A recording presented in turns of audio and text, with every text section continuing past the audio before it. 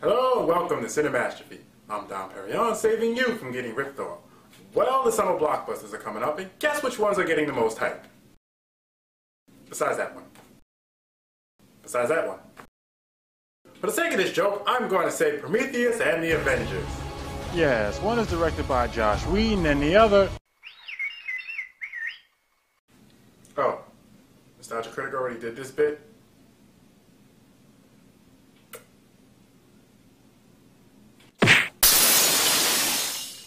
Alien Cube? Yes, the other alien movie people like to pretend doesn't exist, not to be confused with these two.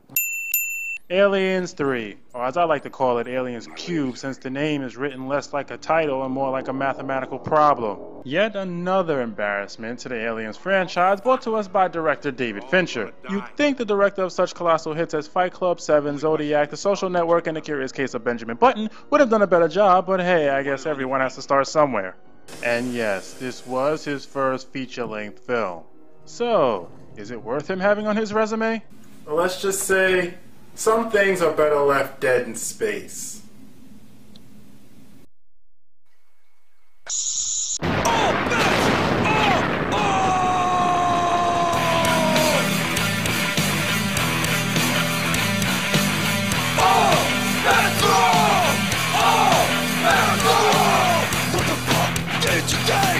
What the hell I was going to do? Every time I stand in front of you. So you thought of disrespect? How far can you take that bullshit? Now it's time to get this shit on. Oh, that's wrong. Oh, that's wrong. Oh, that's wrong. Oh, that's wrong.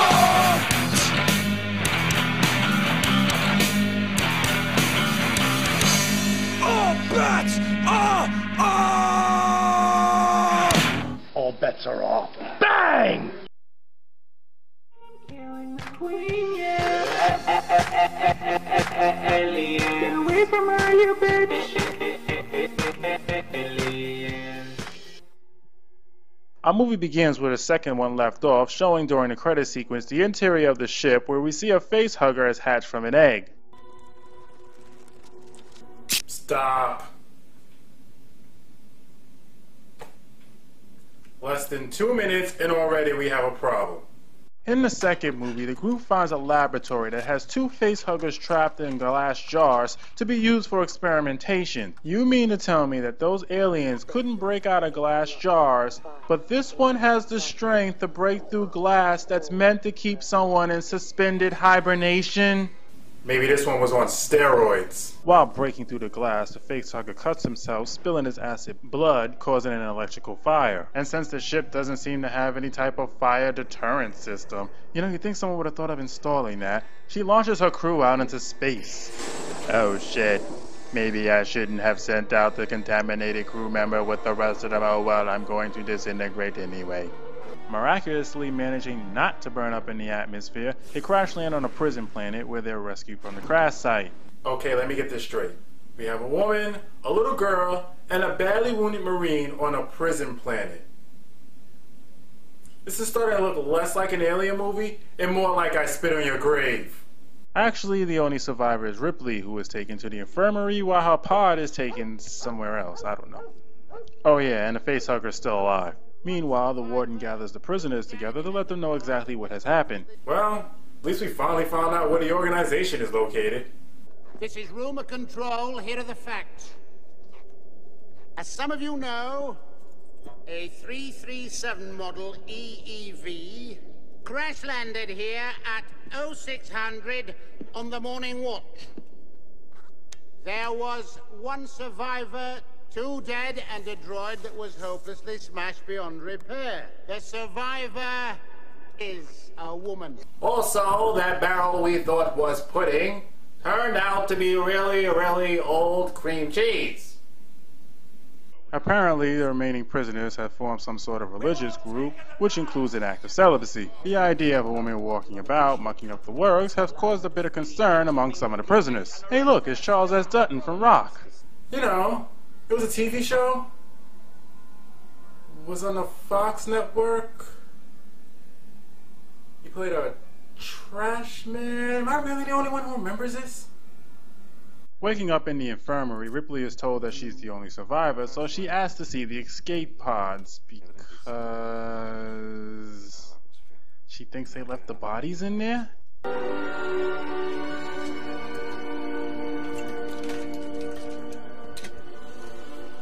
Where are the bodies?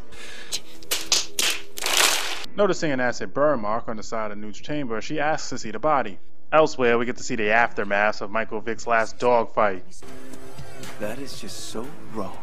At the morgue, Ripley asks for a moment alone with Newt's body and then searches it for signs of the alien.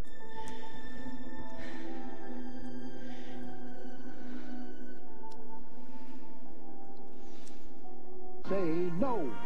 Stop that. It's not okay with me. No, don't do that. I have the right, you see. After finding no physical signs of the alien, Ripley tells the doctor that an autopsy has to be done in case of possible contagion. What kind? Cholera. Cholera? Cholera? They still haven't found a cure for cholera?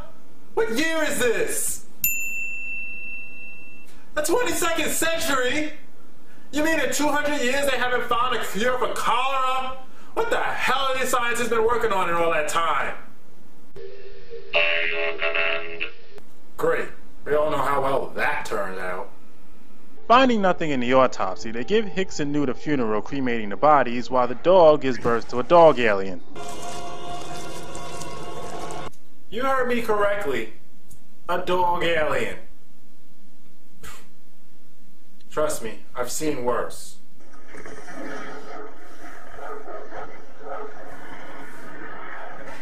After donning to Sinead O'Connor, trust me it was all the rage in the early 90s, Ripley tries to make some friends but doesn't receive the warmest welcome. I'm a murderer and rapist of women.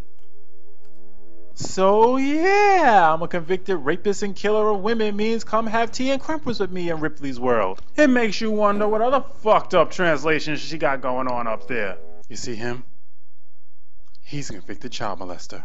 Your mother must be very proud of you being a pediatrician. We get some character development between Ripley and the doctor where he avoids the question of how he got this assignment, while the alien kills his first victim.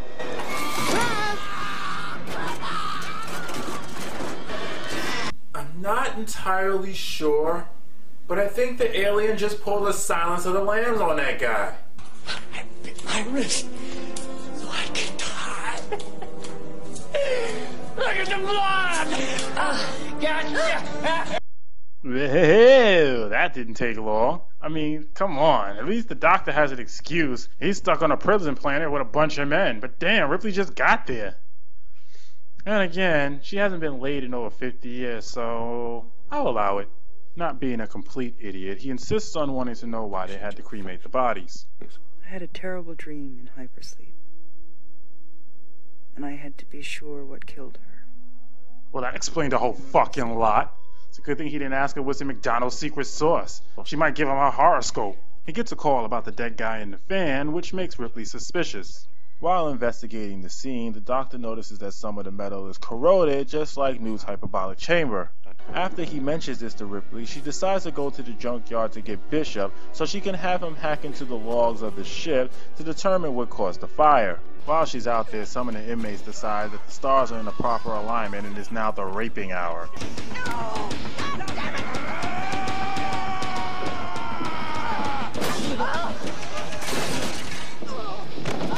I guess having played a garbage man, he's used to taking out the trash. Okay, seriously, nobody else remembers this show but me?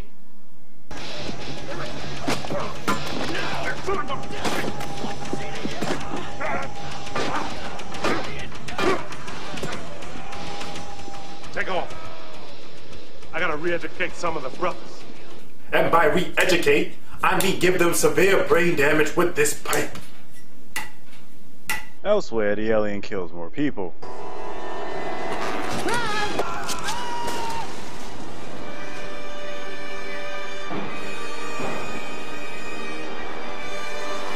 What's up? Terrible commercials. After connecting Bishop to the ship's log, he confirms for Ripley that there was indeed an alien aboard their ship. Does the company know? knows everything that happened on the ship. I heard. Do me a favor. Disconnect me. I could be reworked, but I'll never be top of the line again. Because as Michael Bay has taught us, no robot has ever come back as good as new after being totally destroyed.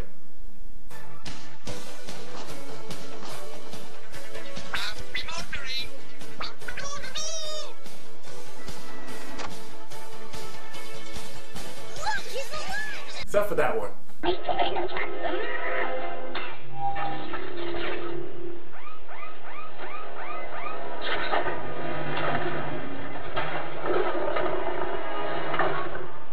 And that one.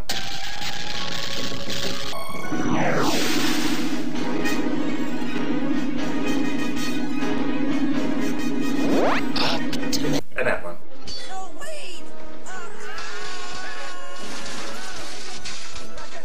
No, stop, please! Not just machine!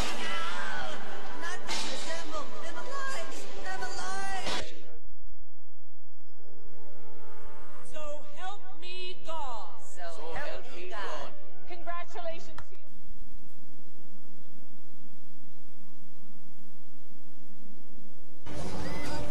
Just look at him. Hey, let's step outside. You! Get out of here! You know what? I'm gonna do my research on this subject while you guys watch these ads.